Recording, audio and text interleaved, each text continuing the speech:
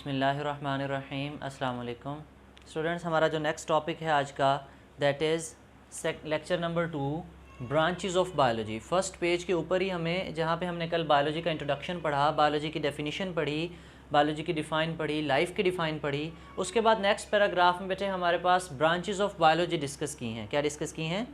Branches of biology. वो कहते हैं कि बायोलॉजी की ब्रांचेस क्यों बनाई हैं। जैसे अगर हम साइंस की डेफिनेशन देखें, साइंस के बारे में देखें, तो हम कहते हैं कि जैसे जैसे मॉडर्न दौर आता गया, वक्त गुजरता गया, तो साइंटिफिक इन्फॉर्मेशंस भी क्या हो गई थी, एक्सटेंड ज़्यादा हो गई थी। तो फिर ये बहुत मुश्किल हो गया कि तमाम साइंटिफिक इन्फॉर्मेशन को उठा के एक ही साइंस की बुक में रखा जाए। फिर उन्होंने साइंस को डिवाइड किया था इंटू डिफरेंट ब्रांचेस। जो साइंस की ब्रांचेस थी उनमें हमारे पास बायोलॉजी थी, फ़िज़िक्स थी, केमिस्ट्री थी, ठीक है, मैथमेटिक्स थी, जितने भी हमारे सब्जेक्ट्स हैं ये सारे साइंस की ब्रांचेस हैं। लेकिन अब हमने सिर्फ बायोलॉजी पे फोकस करना है। तो फिर सिमिलरली जब बायोलॉजिस्ट ने वर्क स्टार्ट किया तो बायोलॉजिकल इन्फॉर्मेशंस जो थी उनमें भी इजाफा हुआ, ठीक है। तो फिर उनको भी वहाँ पे ज़रूरत पेश आई कि हम जो बायोलॉजी का नॉलेज है उसको स्पेसिफिक ब्रांचेस में डिवाइड कर दें, स्पेसिफिक ब्रांचेस में, ताकि उनकी स्टडी करना क्या हो जाए, ईजी हो जाए, उनकी स्टडी करना ईजी हो जाए। सो दैट्स वाई उन्होंने जो है वो हमारे पास नेचुरल, जो उनके पास नॉलेज इकट्ठा हुआ नेचुरल वर्ल्ड के बारे में, लिविंग थिंग्स के बारे में, चाहे वो प्लांट्स थे, चाहे वो एनिमल्स थे, चाहे वो माइक्रो ऑर्गेनिज्म थे, उनके जितने भी एस्पेक्ट्स के हवाले से उनके पास जो नॉलेज आया, तो उन्होंने उस नॉलेज को डिफरेंट ब्रांचेस में जो है वो डिफरेंट ब्रांचेस ऑफ बायोलॉजी में सेट कर दिया उन्हें, ठीक है। मोस्टली जो हम ब्रांचेस अब डिस्कस करेंगे वो जस्ट एक एक वर्ड उन्होंने लिखा है, लेकिन हमने उस वर्ड से रिलेटेड एक पूरी डेफिनेशन बनानी है, ठीक है। वो मैट्रिक वाली भी हैं, कुछ न्यू भी हैं, ठीक है। तो कवर करते हैं हम। फर्स्ट ऑफ ऑल हमारे पास हमारी बुक ने डिस्कस की है इकोलॉजी। क्या डिस्कस की है? इकोलॉजी, ठीक है बेटे। The word ecology is derive from ecosystem, ठीक है। जब हम इकोलॉजी की बात करते हैं तो हमारे जहन में क्या आता है? इकोसिस्टम आता है। क्या आता है हमारे जहन में? इकोसिस्टम। अगर इकोसिस्टम की डेफिनेशन याद हो तो हम शाबाश, हम इसमें स्टडी करते हैं इंट्रैक्शन स्टडी करते हैं किस किस के दरमियान, बिटवीन लिविंग ऑर्गेनिजम्स या living components of the environment with किसके साथ? Non living components, with non living components of the environment, ठीक है। तो जिंदा जानदारों का बेजान चीज़ों से, लिविंग का नॉन लिविंग से इंट्रैक्शन देखना, क्या देखना? वो इंट्रैक्शन कहलाता है। वो इंट्रैक्शन जो एक सिस्टम बनाता है, उस सिस्टम का नाम। लेकिन उस इकोसिस्टम की जो स्टडी है वो बायोलॉजी की किस ब्रांच में होगी? Ecology is the branch of biology. Ecology is the branch of biology which deals with the study of, या फिर हम ऐसा भी कह सकते हैं कि ecology is the branch of biology. First line सब में हम यही लिखेंगे कि ecology is the branch of biology which deals with the study of interaction between the living and non living. कल भी हमने बात की थी कि क्या हम बायोलॉजी में सिर्फ लिविंग थिंग्स पढ़ते हैं? नहीं, लिविंग थिंग्स के साथ साथ हम क्या भी पढ़ते हैं? Non living. क्या तमाम नॉन लिविंग पढ़ते हैं? नहीं, जस्ट वो नॉन लिविंग कंपोनेंट्स हम पढ़ेंगे that affect the living organism, that affect the living organism. उसमें हमारे एनवायरनमेंट का कोई भी कंपोनेंट हो सकता है, ठीक है। तो नेक्स्ट ब्रांच क्या है हमारे पास? एम्ब्रियोलॉजी, ठीक है बेटे। यहाँ से आपने याद रखना है एम्ब्रियो से। कहाँ से याद रखनी है? एम्ब्रियो से, क्योंकि आपको पता है ये लॉजी का वर्ड लोगोस से डिराइव हुआ ना, और लोगोस मीन थॉट और रीजनिंग, ठीक है। तो वर्ड क्या अंडरलाइन किया मैंने? एम्ब्रियो। एम्ब्रियो किसे कहते हैं? शाबाश, ठीक है बेटे। जब हमारे पास जो है वो स्पर्म और एग मिलते हैं, चाहे वो एनिमल्स में है चाहे वो प्लांट्स में है, तो जाइगोट बनता है, ठीक है। फिर जाइगोट फर्दर डिवाइड होता है तो किस में कन्वर्ट होता है? फिर एम्ब्रियो किस में कन्वर्ट होता है? फीटस में। किस में कन्वर्ट होता है? फीटस में। और फिर फीटस किस में कन्वर्ट होता है? न्यू बेबी में या न्यू इंडिविजुअल में, ठीक है। ये ऑर्गेनिज्म की लाइफ में स्टेजेस आती हैं, zygote, embryo, foetus, baby. Zygote, embryo, foetus, baby, ठीक है। फीटस थोड़ी सी एडवांस स्टेज हो जाती है, फीटस थोड़ी सी एडवांस स्टेज हो जाती है। तो हम कहते हैं कि जो एम्ब्रियो है उसकी स्टडी, अब एम्ब्रियो की स्टडी जानदार के पैदा होने से पहले होगी या पैदा होने के बाद होगी? नहीं बेटे, पैदा होने से पहले। जब एक जानदार पैदा हो जाएगा तब तो वो एम्ब्रियो रहा ही नहीं, वो तो तब न्यू इंडिविजुअल बन गया ना, तो फिर उसकी स्टडी एम्ब्रियोलॉजी नहीं कहलाएगी। एम्ब्रियोलॉजी की स्टडी किस चीज़ पे फोकस करेगी mainly? It deals with the study of development of an embryo, development of an embryo. एक एम्ब्रियो की डेवलपमेंट है, एक एम्ब्रियो की। हम देखेंगे एम्ब्रियो बना कैसे, वो जाइगोट बना कैसे, उस जाइगोट से एम्ब्रियो कैसे डेवलप हुआ, फिर उस एम्ब्रियो से एम्ब्रियो किस चीज़ में आगे डेवलप हुआ, किस चीज़ में बना, development of an embryo to new individual, new, नया जो जानदार हमारे पास बना, नया जानदार बनने तक, उस एम्ब्रियो से नया जानदार बनने तक उस ऑर्गेनिज्म की बॉडी में क्या चेंजेस आई हैं, क्या चेंजेस आई हैं, उन सब चेंजेस को हम जो है वो किस ब्रांच में पढ़ेंगे बेटे? हर दिन जो है वो चेंज आती है, हर लम्हे, हर घंटे बाद जो है उसके अंदर चेंज आती रहती है, ठीक है। हम सेकंड ईयर में डिटेल से पढ़ेंगे, जब हम डेवलपमेंट एंड ग्रोथ का टॉपिक पढ़ेंगे तो उसमें हम देखेंगे चिक एम्ब्रियो की बात करेंगे, मुर्गी का जो चूज़ा बनता है उसकी बात करेंगे। उसमें देखेंगे कि फ़र्स्ट वीक के बाद जो है उसकी क्या स्टेजेस होती हैं, फिर 2 वीक्स के बाद, 3 वीक्स के बाद, 10 वीक्स के बाद, तो वो सारी की सारी जो है वो उसके अंदर कवर कर लेंगे हम, ठीक है। जितना उसका वो गेस्टेशन पीरियड होगा, जितना उसका दौरानी होगा, आई थिंक जो है वो 21 डेज़ जो है वो लगते हैं चिक एम्ब्रियो को डेवलप होते हुए, तो उसकी उतनी सी स्टेजेस पढ़ेंगे। लेकिन जब ह्यूमन की बात करेंगे तो फिर 9 मंथ्स, ठीक है, तो उनकी ड्यूरेशन ज़्यादा हो जाएगी। तो हम बात करते हैं कि एम्ब्रियोलॉजी डील्स, अब एम्ब्रियोलॉजी है क्या? Branch of deals with the study of development of an, एक एम्ब्रियो ने डेवलप होना है किसमें? अब ये माँ के पेट के अंदर की स्टडी है, पैदा होने के बाद की स्टडी नहीं है। जब तक उसकी डेवलपमेंट जारी है तब तक उसकी वो एम्ब्रियोलॉजी है, ठीक है। उसके बाद जब उसकी बर्थ हो जाएगी तब एम्ब्रियोलॉजी नहीं है। ये बात क्लियर हो गई। Next branch is physiology. तो मैं कहता होता हूँ फिजियो से फंक्शन याद रखना है आपने। फिजियो से क्या बात याद रखनी है? फंक्शन। फिजियो से फंक्शन, फिजियो से क्या बात याद रखनी है? फंक्शन। फिजियो से फंक्शन। हमारी किडनी क्या काम करती है? Urine formation. This is the physiology of the kidney, this is the physiology of the lungs. क्या काम करते हैं? शाबाश, रेस्पिरेशन नहीं, एक्सचेंज ऑफ गैसेस करवाते हैं। क्या करवाते हैं? एक्सचेंज ऑफ गैसेस, ठीक है। सिमिलरली हमारा लीवर क्या करता है, हमारे डिफरेंट हार्ट क्या करता है, मतलब हर ऑर्गन का जो फंक्शन है हमारी बॉडी में, हमारे जो डिफरेंट ऑर्गन्स हैं या डिफरेंट बॉडी पार्ट्स हैं, उनकी क्या चीज़ स्टडी करेंगे हम? फंक्शन। क्या स्टडी करेंगे? Function of different parts of body या different body parts of living organism. Different body parts of is called, living organism के बॉडी पार्ट्स के फंक्शन हमने देखने हैं, ठीक है, इज कॉल्ड फिजियोलॉजी, ठीक है। ये जब आप MBBS करते हो तो उसमें आपका एक सब्जेक्ट होता है, दैट इज़ फिजियोलॉजी, क्योंकि आपने हर ऑर्गन की फिजियोलॉजी पढ़नी होती है, पूरी एक बुक होती है, तो ये पूरा डिसिप्लिन है। तो हम कहेंगे physiology is the branch of biology that deals with the study of functions of different parts of living organism, function of different body parts, function of different organs, कुछ भी आप यहाँ पे लिख सकते हो, ठीक है। लेकिन कंडीशन क्या है, कहाँ पे? जस्ट लिविंग ऑर्गेनिज्म के। आँख का फंक्शन कैसे है, आँख कैसे काम करती है, that is the physiology of eye. कान कैसे सुनते हैं, फिजियोलॉजी ऑफ एयर। तो हमारी बॉडी के हर ऑर्गन की फिजियोलॉजी है, हर ऑर्गन की फिजियोलॉजी है, क्योंकि उसका हर ऑर्गन का क्या है हमारी बॉडी में? फंक्शन। तो जब हम फंक्शन की स्टडी करेंगे that will be called physiology, ठीक है। अच्छा, नेक्स्ट मॉर्फोलॉजी। क्या है बेटे?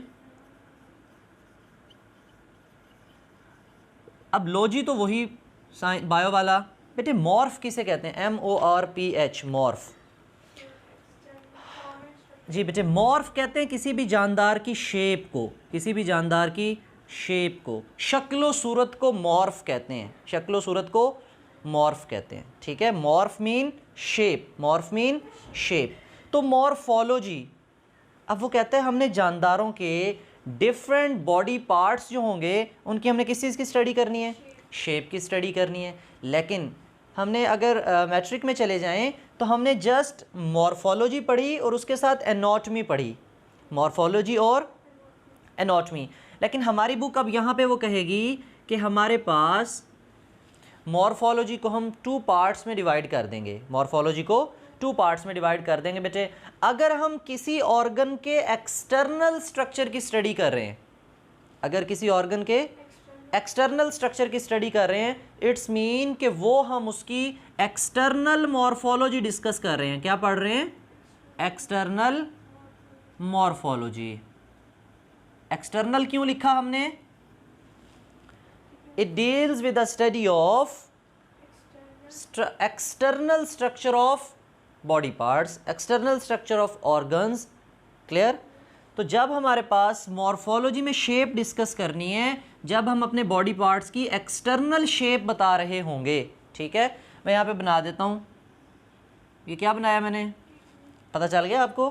कैसे पता चला? आपने उसकी एक्सटर्नल शेप देखी है। मैंने इसमें नेफ्रॉन बनाई है, इसमें वो रेनल पायरामिड्स बनाई है? नहीं बनाई। It's mean this is the external morphology of kidney. Similarly हमारे डिफरेंट बॉडी पार्ट्स हैं, जब हम उनकी बैरूनी शक्ल सूरत देखेंगे, उनकी फॉर्म एंड स्ट्रक्चर डिस्कस करेंगे, लेकिन वो कौन सी होगी? एक्सटर्नल। तो बेटे उसे हम नाम देंगे दिस इज़ मॉर्फोलॉजी। और मॉर्फोलॉजी भी कौन सी होगी? लेकिन दूसरी मॉर्फोलॉजी हमारी बुक जो लिखेगी that is internal morphology, that is internal morphology. बेटे इंटरनल किसे कहते हैं? अंदरूनी। अब जब हम जानदारों की बॉडी के इंटरनल स्ट्रक्चर की स्टडी करेंगे, किसकी स्टडी करेंगे? It is internal morphology is also called anatomy, also called anatomy. ठीक है, anatomy and other subject that is studied in MBBS। Clear? Physiology भी पढ़ते हैं हम, साथ में एनाटॉमी भी पढ़ते हैं। क्या पढ़ते हैं? एनाटॉमी भी। ठीक है, अब कौन सी ब्रांच को हम एनाटॉमी कहते हैं? Internal morphology. अगर किसी भी ऑर्गन की इंटरनल स्ट्रक्चर की स्टडी की जाए, कौन से स्ट्रक्चर की? इंटरनल फॉर्म एंड स्ट्रक्चर की स्टडी की जाए, that will be called as anatomy और इंटरनल मॉर्फोलॉजी। तो आपसे बेटे अगर पूछा जाए कि डिफाइन मॉर्फोलॉजी या differentiate between 2 different types of morphology, तो बता दोगे?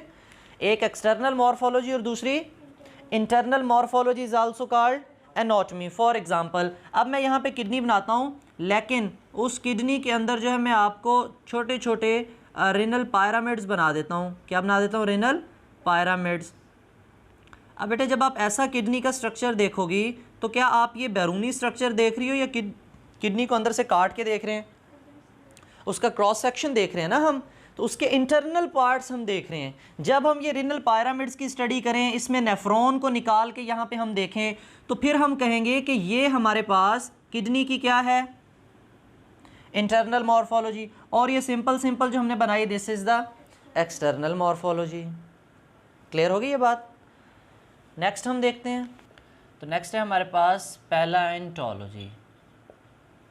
ठीक है बेटे, palaeontology it deals with the study of fossils. एक वर्ड हम फॉसिल्स लिखते हैं और एक फॉसिल फ्यूल लिखते हैं, ऐसे ना? ये फॉसिल्स में और फॉसिल्स फ्यूल्स में डिफरेंस क्या होता है? शाबाश। जो फॉसिल्स होते हैं वो एक्सटिंक्ट ऑर्गेनिज्म का रिमेन्स होते हैं, और फॉसिल फ्यूल्स क्या होते हैं? जी बेटे, जब यही जानदार, इनकी आप केमिस्ट्री में पढ़ोगे, डिस्ट्रक्टिव डिस्टिलेशन होती है या वो क्रैकिंग श्रैकिंग पढ़ोगे आप, कि ये जो जानदारों की बॉडीज़ होती हैं, चाहे वो प्लांट्स हैं चाहे वो एनिमल्स हैं, सॉफ्ट बॉडीड ऑर्गेनिज्म जो होंगे, उनकी कभी भी हमें पैलेंटोलॉजी नहीं मिलती। उनका फॉसिल रिकॉर्ड हमें, बैक्टीरिया अगर मर जाए तो उसका ढांचा मिलेगा? हमें नहीं मिलेगा। कोई फंगस मर जाए, कोई वायरस मर जाए, उसका ढांचा मिलेगा? हमें नहीं। जो सॉफ्ट बॉडीड ऑर्गेनिज्म होते हैं उनकी हमारे पास कोई पैलेंटोलॉजी में हिस्ट्री नहीं होती। ये बात याद रखनी है आपकी, आगे भी आएगी। जो सॉफ्ट बॉडीड ऑर्गेनिज्म होते हैं उनकी पैलेंटोलॉजी नहीं होती। तो पैलेंटोलॉजी हमारे पास फिर किसकी आएगी? या एनिमल्स की आएगी या प्लांट्स की आएगी? एनिमल्स की आएगी या प्लांट्स की? तो बेटे फॉसिल्स हम कहते हैं द रिमेन्स। अब पैलेंटोलॉजी देखें तो palaeontology is the branch of deals with the study of. अब अगला क्वेश्चन ये, फॉसिल्स क्या होते हैं बेटे? फॉसिल्स हैं, fossils are the remains, fossils are the remains. Remains किसे कहते हैं? बाकियात। रिमेन्स हैं या इम्प्रेशंस हैं पुराने ज़माने में जो जानदार रहते थे उनकी बाकियात जो हैं, उनके जो थोड़े बहुत जो बॉडी के पार्ट्स पड़े हुए हैं, रिमेन्स ऑफ कौन से जानदारों के? अगर आपको किसी इंसान की खोपड़ी मिल जाए तो वो फॉसिल है? गलत। Remains of extinct organism. कौन से ऑर्गेनिजम्स बेटे? एक्सटिंक्ट। एक्सटिंक्ट किसे कहते हैं? नापैद, जो अब पैदा ना होते हों, जो अब पैदा ना होते हों। ठीक है, उन जानदारों की अगर कोई बॉडी का पार्ट हमें मिलता है तो उन जानदारों को हम कहेंगे ये जानदार कौन से हैं? Extinct organism. क्या है? Extinct organism. ठीक है, ह्यूमन तो अभी जिंदा है ना। इसी तरह फ्रॉग का अगर आपको स्केलेटन मिल जाए तो आपको कि वाह मुझे फ्रॉग का जो है वो क्या कह सकते हैं उसको, फॉसिल मिल गया है। ऐसे नहीं, ऐसे जानदार जो अब यहाँ पे एग्जिस्ट नहीं करते हमारी कायन में, जैसे डायनासोर्स के बारे में हम पढ़ते हैं। ठीक है, तो उनका अगर आपको कोई बॉडी का पार्ट मिलता है, उनका कोई फॉसिल मिलता है, रिमेन्स मिलता है, तो वो फॉसिल कहलाएगा, क्योंकि वो जानदार अब क्या हो चुके हैं? एक्सटिंक्ट हो चुके हैं। क्या हो चुके हैं? एक्सटिंक्ट। तो बेटे हमने कहा कि जो फॉसिल्स बनते हैं क्या वो तमाम जानदारों के फॉसिल्स बनेंगे? नहीं, वो बैक्टीरिया के फॉसिल्स नहीं बनेंगे, वो माइक्रो ऑर्गेनिजम्स के फॉसिल्स। क्यों? क्योंकि वो सॉफ्ट बॉडीड ऑर्गेनिज्म है। जितने भी हमारे पास कुछ मल्टी सेलुलर ऑर्गेनिज्म भी ऐसे हैं जो सॉफ्ट बॉडीड हैं, ठीक है, जिनकी बॉडी में इतना कॉम्प्लेक्स स्ट्रक्चर नहीं है, तो उनका भी फॉसिल नहीं बनता। तो फॉसिल्स किसका बनेगा? प्लांट्स का या फिर एनिमल्स का। ठीक है, तो कुछ बुक्स हमारे यहाँ पर डिफ्रेंशिएट भी कर देती हैं। वो कहती हैं कि हमारे पास पैलियो बॉटनी, पैलियो ज़ूलॉजी। क्या मतलब? बिल्कुल, the fossils of plants are called palaeobotany. Similarly the fossils of animals are called palaeozoology. Zoo mean चिड़ियाघर, यहाँ पे क्या होते हैं? एनिमल्स होते हैं। तो वहाँ से हम याद रखेंगे कि जू में हम एनिमल्स देखते हैं, तो सो पैलियोजोलॉजी द ब्रांच ऑफ बायोलॉजी या ब्रांच ऑफ फर्दर ब्रांच होगी पैलेंटोलॉजी की, deals with the study of fossils of animals. Similarly the branch of palaeontology deals with the study of fossils of plants is called palaeobotany. ठीक है, तो हम यहाँ पे बता सकते हैं उन्हें। मेन जो बात हमने यहाँ पे याद करनी थी वो ये थी कि जो सॉफ्ट बॉडीड ऑर्गेनिज्म है उनका फॉसिल नहीं बनेगा, प्लांट्स और एनिमल्स के फॉसिल्स बनेंगे। और फॉसिल्स भी कौन से जानदारों के हमें बाकियात मिलेंगे? तो वो फॉसिल्स होंगे एक्सटिंक्ट ऑर्गेनिज्म के। ठीक है, तो नेक्स्ट ब्रांच हमारी बुक में क्या लिखी है? Next branch is histology. Next branch is histology. बेटे अगर हम एनाटॉमी देखें ना, हमने कुछ देर पहले डिस्कस की, तो एक इकट्ठा सब्जेक्ट होता है anatomy and histology. Anatomy and histology, क्योंकि जब हम किसी जानदार के जो ऑर्गन्स हैं उनके इंटरनल स्ट्रक्चर की स्टडी करते हैं तो हमें पता है जब हम ऑर्गन के अंदर घुसेंगे, organ is made up of tissues. इसका मतलब एनाटॉमी का और हिस्टोलॉजी का तो बड़ा करीबी रिश्ता है। एनाटॉमी का और हिस्टोलॉजी का बड़ा ही करीबी रिश्ता है, इसलिए हम इन दोनों सब्जेक्ट्स को साइड बाय साइड इकट्ठा पढ़ते हैं, एनाटॉमी प्लस हिस्टोलॉजी। ठीक है बेटे, हिस्टो कहते हैं, the word histology is derive from histo mean होता है टिश्यूज़, हिस्टोमीन टिश्यूज़। ठीक है, अच्छा टिश्यूज़ हमें आम आँख से नज़र आ जाते हैं? सेल्स हमें आम आँख से नज़र आ जाते हो? नहीं, तो क्या हम फिर सिंपल कह सकते हैं कि the study of tissues is called histology? एक बंदा ऐसा है जिसको माइक्रोस्कोप चलानी नहीं आती, वो मुझे आके कहे कि सर मैं जो है ना बड़ी हिस्टोलॉजी पढ़ के आया हूँ, मैं एनाटॉमी हिस्टोलॉजी डिस्कस करके आया हूँ, तो क्या उसने स्टडी की होगी? नहीं की होगी, क्योंकि बेटे हिस्टोलॉजी के अंदर हम कहेंगे histology is the microscopic study. कैसी स्टडी है? माइक्रोस्कोपिक स्टडी है। माइक्रोस्कोप के ज़रिए हम स्टडी करेंगे। किसकी स्टडी करेंगे माइक्रोस्कोप के ज़रिए? Microscopic study of tissues. Microscopic study of tissues is called histology, is called histology. ये बात क्लियर हो गई? अच्छा, नेक्स्ट हमारे पास next branch is evolution.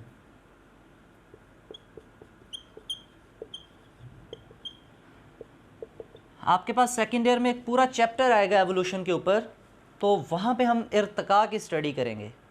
Irtika किसे कहते हैं? कि इंसान कहाँ से बना। ठीक है, ये क्या चीज़ है इंसान की? एवोल्यूशन।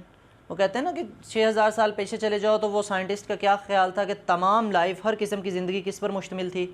बैक्टीरिया पे। सिर्फ बैक्टीरिया ही पाए जाते थे इस कायनात में। फिर बैक्टीरिया में क्या हुई? एवोल्यूशन हुई। क्या हुई? एवोल्यूशन हुई। एवोल्यूशन किसे कहेंगे? Changes in the characters, changes in the genetic material. उसके जेनेटिक मटेरियल में, या तो उनके जेनेटिक मटेरियल में, या फिर हम ऐसे भी कह सकते हैं उनकी क्या चेंज हो जाएं? करैक्टर्स चेंज हो जाएं। मॉर्फोलॉजी भी चेंज हो सकती है, एनाटॉमी भी चेंज हो सकती है जानदारों की विद रिस्पेक्ट टू टाइम। अब बैक्टीरिया का स्ट्रक्चर और हमारी बॉडी का स्ट्रक्चर सेम है? नहीं। इट्स मीन उनकी मॉर्फोलॉजी भी डिफरेंट हो गई, जेनेटिक मटेरियल भी डिफरेंट हो गया, हमारी करैक्टर्स भी डिफरेंट हो गई, हमारी एनाटॉमी भी डिफरेंट हो गई। So evolution is the branch of biology deals with the study of changes in the organism structure with respect to time. किसी भी जानदार के स्ट्रक्चर के अंदर टाइम टू टाइम जो चेंजेस आती हैं, वो किसी किस्म की भी चेंजेस हो सकती हैं। वो सेल जेनेटिक लेवल पे हो सकती हैं, वो सेलुलर लेवल पे, टिश्यू ऑर्गन लेवल पे, वो हमारी बॉडी की मॉर्फोलॉजी चेंज हो सकती है, वो एनाटॉमी चेंज हो सकती है, वो करैक्टर्स चेंज हो सकती हैं। तो ये सारी की सारी स्टडी किस में आ जाएगी? एवोल्यूशन में आ जाएगी। किस में आ जाएगी? एवोल्यूशन में। हमने असल में स्टडी किसकी करनी है? चेंजेस की स्टडी करनी है विद रिस्पेक्ट टू टाइम। जो टाइम के साथ हमारी बॉडी में तब्दीलियाँ आएंगी तो वो कौन सी ब्रांच में स्टडी की जाएंगी? एवोल्यूशन में स्टडी की जाएंगी। Next branch is genetics. बेटे अगर आपको फर्स्ट 4 वर्ड्स नज़र आ रहे हो तो मैंने क्या लिखे हैं? जीन। जीन के बारे में तो आपने पढ़ा हुआ है। एवं जीन्स की पैंट पहनते हैं, वो वाले जीन्स हैं? नहीं। यहाँ पे जो बेटे हम जीन्स स्टडी करेंगे ये हमारी बॉडी में होते हैं। किस जगह होते हैं जीन्स वैसे? शाबाश। क्रोमोसोम किस जगह होता है? अच्छा, न्यूक्लियस कहाँ होता है? सेल के अंदर। सेल के अंदर न्यूक्लियस होगा और न्यूक्लियस के अंदर हमें पता है क्रोमोसोम्स होंगे, और फिर उस क्रोमोसोम को जब हम बड़ा करेंगे तो क्रोमोसोम हमें पता है किस चीज़ का बना होता है? डीएनए एंड प्रोटीन का बना होता है। फिर हम कहते हैं ये जो डीएनए है ये तो काफ़ी लंबा होता है। क्या ये सारे का सारा हमारे पास जीन है? नहीं। इस डीएनए की एक ख़ास लेंथ, इस डीएनए की एक the specific length of the DNA की एक स्पेसिफिक लेंथ जो है, जो किसको कंट्रोल करती है? हमारी बॉडी में किसी ट्रेट को, किसी करैक्टर को कंट्रोल करती है। उस स्पेसिफिक लेंथ ऑफ डीएनए को हम नाम दे देते हैं this is gene. This is gene. तो जीन आपके क्रोमोसोम में हुआ या डीएनए में हुआ? डीएनए में हुआ। मोर प्रिसाइजली स्पीकिंग अगर हम नेक्स्ट आंसर करेंगे तो gene is present inside the DNA. The specific length of the DNA, DNA की एक खास लेंथ ही क्या कहलाती है? जीन कहलाती है। ठीक है। और फिर डीएनए कहाँ पाया जाता है? क्रोमोसोम में। फिर क्रोमोसोम कहाँ पाया जाता है? जेनेटिक मटेरियल जो कि न्यूक्लियस, और न्यूक्लियस कहाँ पाया जाता है? सेल के अंदर पाया जाता है। ठीक है। तो जेनेटिक्स क्या होगा? Genetics is the branch of biology. Genetics biology की एक ब्रांच है। Deals with the study of, इसमें हम किस चीज़ की स्टडी करेंगे वैसे? जीन्स की स्टडी करेंगे। Deals with the study of genes. और सिर्फ जीन्स की स्टडी करें या वो जब हमने मेंडल के लॉज वगैरह